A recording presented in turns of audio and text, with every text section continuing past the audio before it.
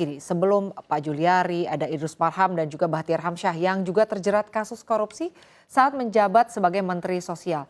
Kalau kacamata Pak Giri sendiri, sebetulnya apakah memang program di kementerian ini berpotensi atau artinya mudah begitu ya untuk menjadi bancakan atau memang ketidakmampuan para menteri memahami regulasi sehingga kasus korupsi ini terus saja terjadi?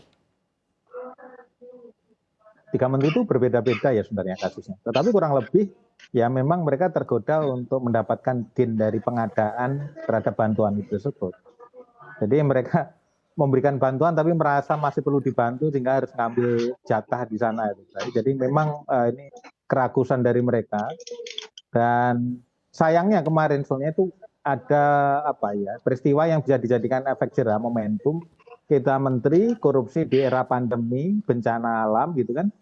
Kemudian mestinya bisa dihukum mati waktu itu kan, tetapi ada rame kan ternyata hukumannya nggak seperti yang diharapkan gitu kan. Tetapi yang menarik sebenarnya, yang selain yang disampaikan Pak Bonyamin tadi, kenapa kasus ini lambat, Pak? Sebenarnya karena Satgas yang menangani udah dipecat semuanya bareng kita kemarin di TWK. Ini Kasatgasnya Andre Nainggolan, kemudian beberapa timnya juga ada di sana. Jadi kalau misalkan 2 tahun kemudian vakum ya, yang nangani dulu dipecat ya pasti lambat juga. Nah kembali kepada menteri tadi, apakah menteri ini istilahnya dalam bahasa saya ketidakmampuan menteri untuk merubah sistem, Mbak. Jadi membongkar itu praktek-praktek untuk mendapatkan tadi istilahnya gain dari pengadaan tadi, itu sebenarnya tugas pemimpin. Jadi bukan sekedar dia terima duit atau enggak, korupsi atau tidak, tetapi ketika dia tidak bisa menciptakan sistem pencegahan sehingga orang tidak bisa korupsi, itu juga jadi tanggung jawab. Jadi apakah sistem yang lama itu masih dipertahankan? Kemudian yang fenomena kan yang rame kemarin itu banyaknya misalnya data ganda atau orang yang kadang-kadang mampu mendapatkan bantuan. Jadi memang pelayanan kepada masyarakat miskin, pada orang yang terlemah di negara ini mestinya memang harus dilakukan secara serius. Kemensos ini juga nyambi-nyambi menurut saya, urusan memberikan gelar pahlawan pun dilakukan Mensos. Memberikan bantuan kepada orang miskin Mensos juga begitu kan.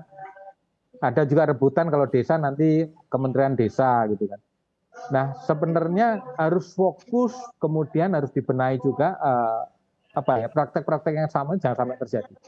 Dan kebetulan saya ini ditugaskan menjadi Satgasus Pencegahan Korupsi di Polri juga. Dan salah satu tim juga mendampingi Bu Risma, sehingga bantuan semacam ini agar tidak berulang sebenarnya korupsi di bantuan semacam ini. Tetapi kalau ditanya mana Pak Idrus, kenapa Pak Juliari, Pak Bahtiar Hamsyah korupsi, saya pikir fenomena di KPK menyatakan orang-orang yang korupsi itu orang-orang yang pinter, orang yang mempunyai kekuasaan. Paling tinggi koruptor itu lulusan S2 dan S3, paling pinter. Jadi ini bukan ada isu ketidaktahuan, bukan isu tentang ini, tapi adalah ini isu tentang integritas, ketidakmampuan orang ini dalam memimpin dirinya. Gitu. Menteri-menterinya nggak mampu memimpin dirinya. Baik. Jadi artinya kalau dari pandangan Pak Giri sendiri ini adalah isu integritas begitu ya Pak, bagaimana menjalankan amanah begitu ya, bagaimana menjalankan tugas dengan sebaik-baiknya tidak tergoda begitu, walaupun sebetulnya kesempatannya ada. Tapi tanggapannya kalau dari Pak Boyamin sendiri, sebetulnya apa Pak, mengapa ini kalau di kementerian-kementerian ini khususnya begitu, kita sedang membahas Kementerian Sosial, mengapa hal-hal seperti ini bisa terjadi begitu? Apakah tadi disampaikan Bapak setuju dengan apa yang disampaikan oleh Pak Giri atau mungkin Anda punya pandangan lain Pak Boyamin? Kembali ke konten saya tadi, tata kelola yang baik itu belum ada. Jadi mana bisa ini misalnya dalam kasus ini saya ingin contohkan, menunjuk itu aja sudah tidak qualified misalnya. Kenapa bukan PT Pos Logistik yang bisa menjangkau ke daerah-daerah? PT Bondogoro Rekso itu logistik itu masih kecil dan dia di level pergudangan sebenarnya induknya itu, bukan mendistribusikan. Jadi terbiasa begitu dan itu pun gudangnya sebagian besar ya di Jakarta dan sekitarnya. Itu aja dari sisi ini sebenarnya kan sudah bisa dikatakan tidak layak gitu loh untuk diberi pekerjaan. Tapi kenapa diberi pekerjaan? Nah ya karena ada dugaan mau korupsi. Itu yang pertama. Kayak begitu aja masa saya harus mengajari Kementerian Sosial gitu kan. Siapa yang harus kamu tunjuk gitu kan. Jadi ini kan memang tata kelola yang buruk gitu loh. Terus kemudian di BUMN kita gitu. Bagaimana dia bisa diajak kerja sama pihak lain untuk kong kali kong tadi gitu. BUMN kita tata kelolanya juga buruk. Jadi, nah ini saya tetap menyalahkan pemerintah. Pemerintah yang tidak betul-betul menjalankan pemerintahnya dengan baik untuk melayani rakyatnya. Otomatis dengan tata kelola yang baik. Bukan soal integritas saja Pak Giri. Kalau integritas itu nomor berikutnya. Tapi kalau sistemnya dibuat bagus dan betul-betul dibuat tidak hanya bocor, tapi tiris saja tidak boleh gitu.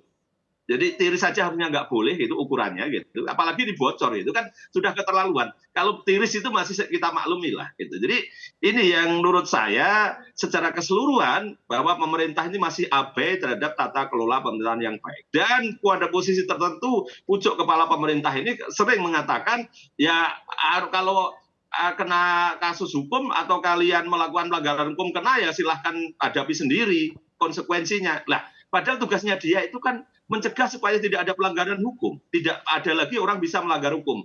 Dan memilih menteri yang hebat, yang integritasnya baik, kan mestinya begitu. Kalau menterinya kemudian korupsi, ya berarti kan yang salah juga yang memilih loh. Jangan hanya menyalahkan orangnya gitu. Ini kan saya terpaksa berkali-kali juga mencontohkan Perdana Menteri Malaysia saat ini, Anwar Ibrahim, itu menangani kasus korupsi di masa lalu, bahkan sampai level Perdana Menteri Muhyiddin Yassin dan juga Najib Razak. Dan diserang bahwa itu politis dan lain sebagainya. Tapi Najib Razak selalu mengatakan, saya tata kelola pemerintahan yang baik, anti rasuah, tidak pecah amanah, dan kemudian ya transparansi, dan kemudian melayani. Gitu. Jargon-jargon itu betul dilaksanakan.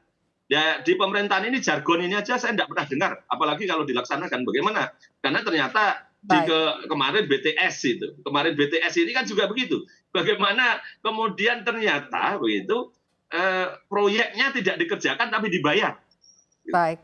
Fiktif gitu, terlambat gitu dibayar. Ini kan masa zaman sekarang masih ada yang begitu, karena